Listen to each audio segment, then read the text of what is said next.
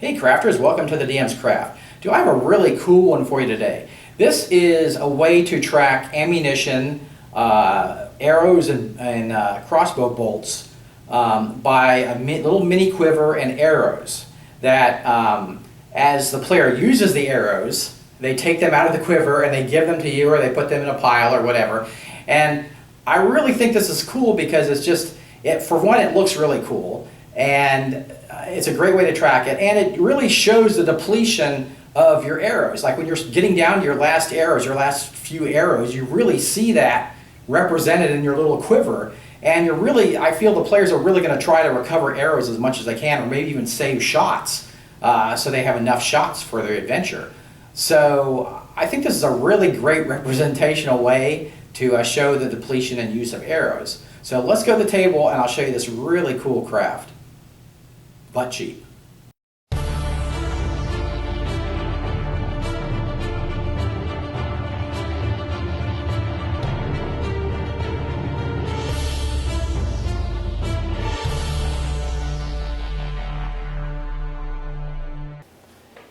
Hey guys, so the start of my project is going to be these heart picks, and I got these at the Dollar Tree. There's 100 in this box.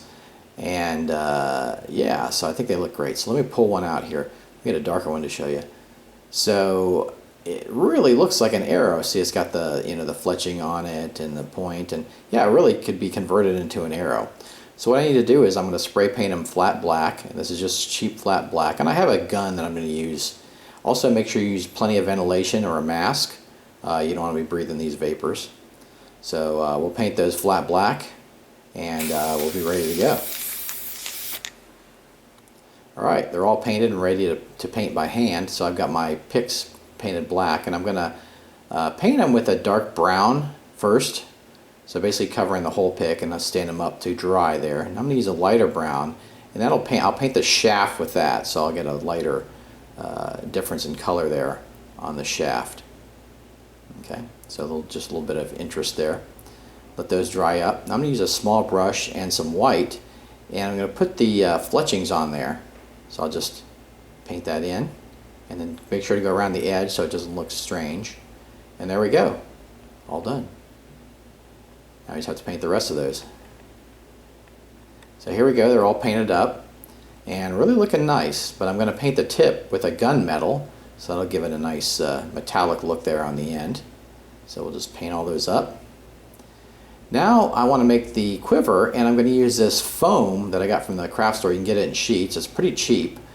And this is a nice leather color I'm going to use. I've cut a 6-inch long strap with a quarter of inch wide, and a 3x3 piece that'll be the quiver. And now I just need to bend that over. I want it to be slanted a bit, so I'm going to cut it a little bit of an angle.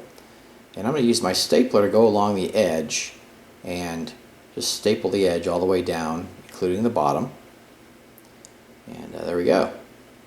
Got the body. Now I'll staple on the strap. And just put that on there, line it up, make sure it's lined up. There we go, nice. So, now I want to accentuate where I did the staples. So I'm going to paint with the acrylic black paint. And I'm using it a bit watered down, and I'll just paint in those areas, and I'll kind of accentuate that, and there we go, all good. So now I've got a lighter brown, more like a golden brown. I'm going to dry brush the quiver just a little bit, just to give it a variation of color somewhat, and if the black got out of the lines a little bit, you can cover that up too. Now I'm going to use a tan for the stitching. And I'll just use a small brush and just paint the staples so they look like stitching for the quiver. And I'll do the back side. Now if you notice, I did where the staples fold over on the front side of the quiver. Okay, so it looks like smaller stitching. Alright, so now I want to add a decoration to this. I've got some charms that I got on sale at the craft store. You can get different types. And I think I'll use the winged serpent here on this one. So I'll just yank that off and clip that little ring that's at the top, put some hot glue, and just stick it right on the quiver. And there we go. So now the quiver is finished. Looks really good. So then you can give the player their 20 arrows that would fit in the quiver, and just line them up and put them in the quiver. So pretty much exactly 20 arrows fit in this quiver. You could make bigger quivers if you wanted, but that's kind of the standard for my game. So there you go. And all set for play. So as they start to shoot arrows, they can take them out, give them to you. If they recover them, they can put them back.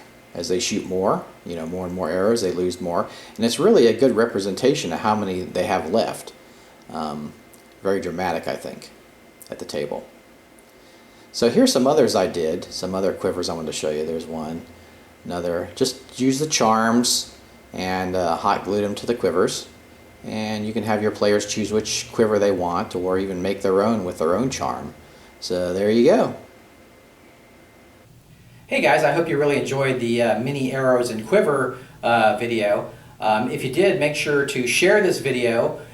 Give your Scotty a like if you did like it. Also, we have a forum and Facebook group, which are some fantastic people, always showing great crafts that they're doing, and it's great inspiration to me as well as everybody that's in the community. And last but not least, go forth and craft your arrows and quiver. Now here's a little bit of a bonus for you. I did a couple of magic arrows and put them in the quiver, so this is a nice way you could do this. So this is a flaming arrow. Okay, I painted the fletching a little bit like red and yellow, and then I did a little bit of flame at the tip of the arrow, so that gives it like looks like it's a magic flaming arrow. And I have a poison arrow here too. I did the fletching like a greenish color, and then put some poison coming off the head. So I thought that's a really neat way you can differentiate your arrows, and if the players find them, you can actually give them magic arrows.